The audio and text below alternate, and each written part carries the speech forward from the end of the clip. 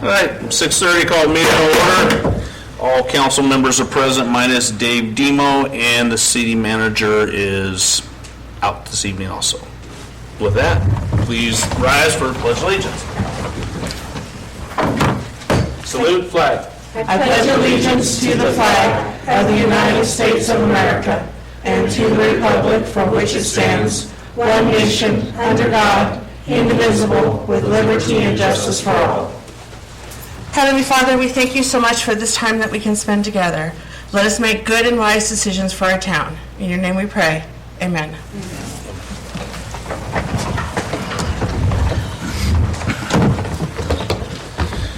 Alrighty. Proclamations, recognitions, appointments, and presentations. There are none.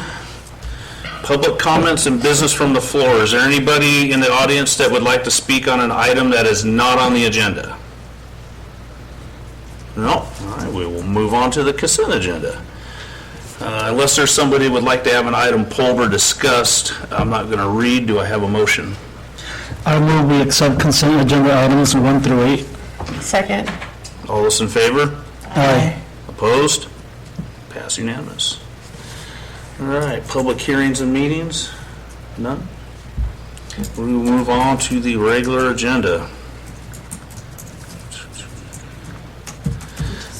Item J9, request city council direction on the request for a temporary occupancy permit for 3070 Highway 99W. Honorable Mayor and Council, an inspection was conducted on August 6th by the city manager and our building inspector, John Fleming. A building permit application has not been submitted and paid for, and none of the interior improvements indicated on the plans have been completed. With the number of ADA and fire, life, and safety items remaining to be completed, the city manager cannot recommend issuance of a temporary occupancy permit at this time. She does not feel a good faith effort has been made by the applicant. For this reason, she recommends one of the following options: deny the issuance of a temporary occupancy permit requiring all improvements be made prior to opening, or direct staff to place an item on the agenda for city council reconsideration once a building permit has been obtained and all ADA and interior improvements are final. Okay. So I want to add on to that. So good evening, Honorable Mayor, members of the City Council. So originally the request was for the temporary occupancy certificate to be issued for the store while the frontage improvements were being made.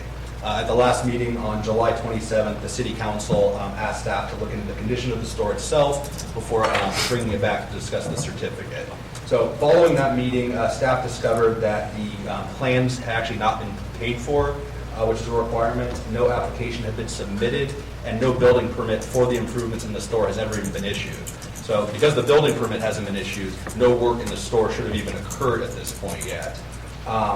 So staff did perform the courtesy inspection of the store last Friday, which Lisa discussed. They found significant violations of both the municipal code, the state building code, as well as the ADA. So pursuant to chapter 15.10 of the Corning Municipal Code, because the building permit at this point hasn't even been issued, the council is without authority, as well as city staff, without authority to grant a temporary occupancy permit. So without the authority, that's not something that you guys are able to do. So in effect, the city council cannot, as a matter of law, issue that certificate.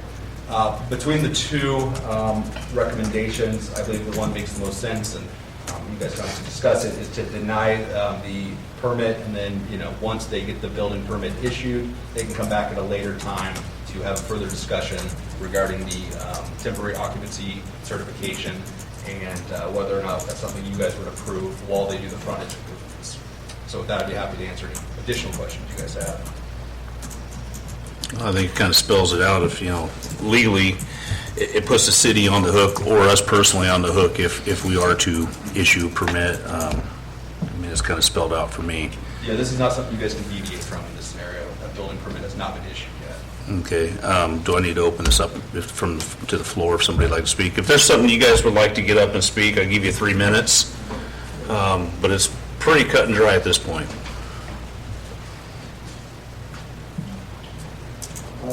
This is the police wing. speaking on behalf of Sunny Singh, the applicant. We have submitted the plans and had a meeting with the city staff, and we are waiting on the approval of the plans and the issuance of the fee, how much fee is supposed to be paid for the building permit issuance. So as soon as we get the approval of the plans and the fees, we will come very next day and pull up the permit and get them to the start. Okay, until there's something done, we can't do anything with it. I actually have a little different recommendation here that I would like to make to the council, if you guys so approve. We still want to work with you guys and do what we can to help you, but by law, we cannot issue you and let you open your business without us being 100% liable. So at this time, I'd like to make a recommendation to council: deny the issuance of a temporary occupancy permit until a building permit has been obtained and all ADA and interior improvements are finalized, meaning they've been inspected, signed off by our inspector, that the building is safe to occupy. That's kind of the direction we were when we spoke with you guys at the last meeting. I still stand behind that, but it has to be done before we can move forward. Once that's done, what this motion would mean is you could come into City Hall, ask to put it back on the agenda, then ask for your temporary occupancy permit. But we can't even talk about it until this is done. So that's my motion. If anybody, do I have a second on that? Do we even have to have a motion? I mean, because Yes. we can't really do anything. We're directing staff. Oh, okay. I'll second it then. All those in favor? Aye. Opposed? This will pass unanimous. Here's that, if you need to know what it was.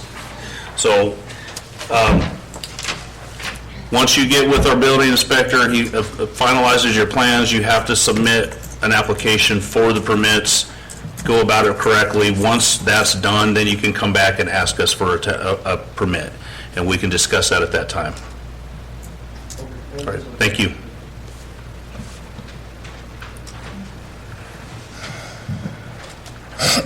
All right, moving on to item number 2.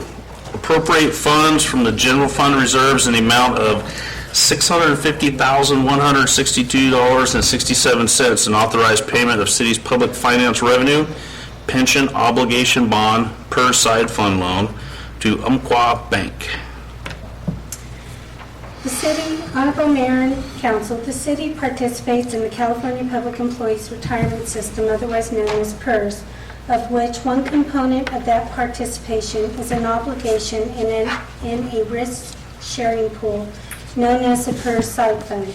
In 2012, the city's side fund obligation totaled over $2.5 million, and the city made annual payments to cover this debt. It was determined in October 2012 that the city could save approximately $35,651 per year, with a total savings of approximately $374,046, with no additional fees over the same term by refinancing this debt at a lower interest rate. Council approved moving forward with this refinance, and the side fund obligation was refinanced through Umpqua Bank with a total debt term to be paid in 2023 at an interest rate of 4.4%.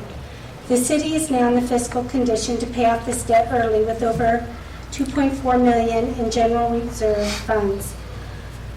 In Christina's staff item, she did not include Measure A reserves, which total over $1.3 million, because it would not be appropriate to use Measure A reserves for this purpose.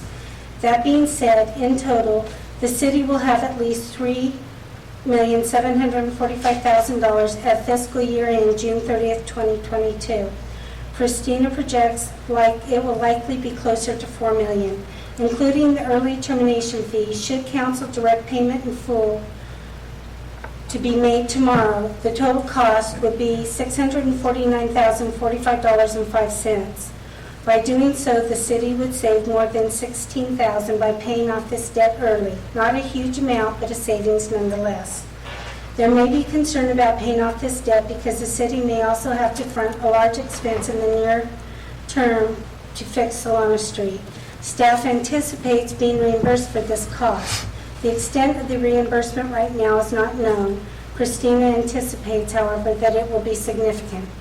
Like Christina said in her staff item, the risk of paying off this debt early is extremely low, partly because the city will have to pay this debt regardless, and partly due to the city's general fund reserves being healthy. Alternately, the city can choose to continue to make the quarterly payments through August 15, 2023. As city managers, Christina's job to make the recommendation for council consideration. As you know, she is always looking at a means to improve the fiscal condition of the city. Should the council wish to hold off, there are other options to reduce the city's per-side fund and unfunded accrued liability debt that she plans to propose in the next few months.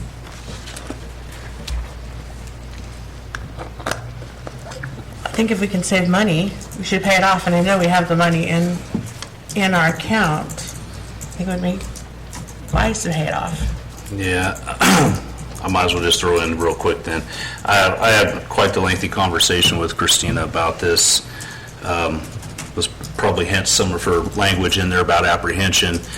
We are looking at several large projects in the next year or two throughout the community. Hoping funding comes through with one. Who knows if we have to add to that. Some street projects that we have on the books. Some safe pathways to school projects that we have to fund all the street repairs to that are not covered in the funding. We have budgeted money that pay these quarterly payments for the next 2 years, and then it's done. I just hate to put ourselves in a situation where we pay that off and then we end up having to come up with a bunch of funds for other projects, and pretty soon we're right back to where we started 4 years ago with very little to nothing in our fund. If we were unbudgeted, I would feel a little more comfortable saying, yes, let's pay it off, because we got to pay it regardless and it's got to come from somewhere, but it's budgeted money. It's already spoken for, it's going there, it doesn't affect us negative or positive, it's already budgeted. You're talking $650,000 that's gone, and in 6 months, if we need it for something else, we don't have it. I'm against it. That's my 2 cents. And she puts on here the risk of paying off this debt as early is on the city finances extremely low, but it is a risk. Well, you don't have a crystal ball, and we don't know what expenditures we're going to have in the next 2 years. There's several projects that we could end up forking out a lot of money to get completed. I like having the ability to know we have the funds there, and we're already budgeted to make these payments. It doesn't affect us negatively, and we're only going to save $16,000 by paying it off early. I like the comfort of knowing we can fund what we have coming up. But it's my 2 cents. I'm only one vote. I'm for it too. I think we have the money, we should go for it. It's a risk.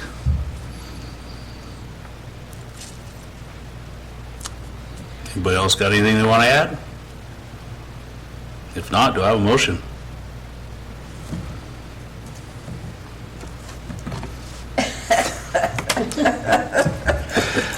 I move, Mayor and City and Council move to approve appropriation of $650,000, $162.67 from the city's general fund reserve, and authorize payment of city's public finance revenue, pension obligation bond, PERS side fund loan in the amount of $162.67 to Umpqua Bank. I second it. All those in favor? Aye. Aye. Opposed? Me? Pass 3-1.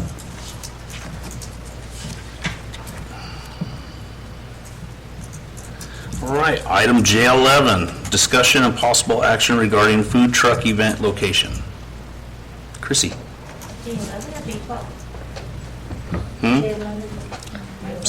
It's the last one. Oh, okay. It's just the wrong number on here.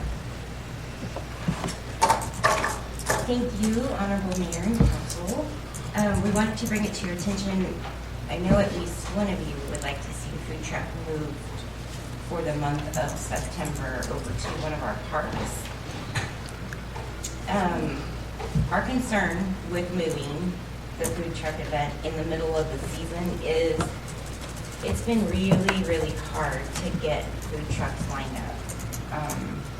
I had probably 7 or 8 ready to go, and in the last week bailed, and even had one bail on me right at 5 o'clock. So the 2 that were there, or 3 if you count Harvey's, they did great. They made lots of money. They had long lines. I waited about 45 minutes for food. How long? Not thing. Staff's concern is if we move it in the middle to the park and then move it back to Solano Street, it won't have the visibility. There's not a lot of advertising time.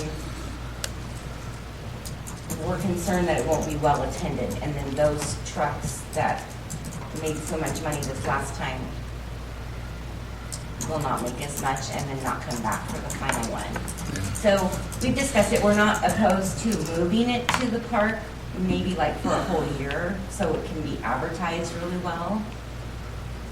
But for one in the middle, I think it's going to make it really tough. So we're just looking for direction as to what you guys would like to see. Well, I know that one was me. We discussed it. I wasn't going to point We it discussed it like 3 or 4 months ago. Yes. I agree with you. Trying to change it at this point would be difficult. It could be something we could look at in the future, doing at a park for a season, see if it changes, if it's any better, gives kids a place to play in the grass, on the playground equipment. It may not be any better, may be great, who knows, but I agree that if we're going to do it, it needs to be at the start of the season. Chewy? I like it where it's at. I think Solano's perfect for it, and yeah, we don't have the big turnout like we used to, but there's so many factors right now because of the smoke, because of the heat. But I like it down Solano Street, and I like it there. Maybe we can merge it with the farmer's market. Like, we can try to merge it one day and see if it works out. But I like it down Solano. Is there any option of moving it out a little bit instead of starting it in the summer? Because the summer months, it is ridiculously hot. That is why we did not participate. I can't, and I don't have a food truck, but that's too hot, people. Yeah. And then having it out on the asphalt. It's, That's why my thinking was behind going to a park where there's shade and grass and cool and right, but even so, you turn on sprinklers. if we do it in the fall, there's a chance of rain. Put some on, wear some, or use umbrellas. We did it in the fall. So that's all stuff we could discuss come next season. You just need direction of whether or not we want it moved. Well, you can. Correct. Okay. The whole entire reason to have it on Solano Street was to try to promote more business and get the businesses that are there to open their doors and, I think there's only a couple that stay open. yeah. So it's really up to you guys what you want to do. If you want to do it later in the year, different times, at a park, not at all. Well, If we can. I really like the Food Truck Tuesdays. I did not make it to the last one. I had a family emergency, but I've gone to every other one that's been held, and I've liked them all. And yes, sometimes it's ridiculously hot.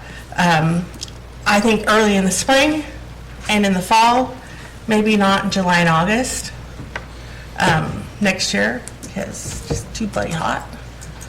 we can circle back and have. Yeah, we can, sit on the that's agenda. because that's not part of the Yeah. agendized item, so we really shouldn't be Right. discussing it. You just need direction if we're going to continue at Solano Street or we want to move. So does anybody do we need a motion for this or just give direction? This one, because it's general in the way that it's worded, you guys are just supposed to verbally provide direction. Or you guys, I know Chewy, you like it where it's at. Karen, you guys comfortable just leaving it alone Yeah. for this year? Okay, Thank you. you're welcome.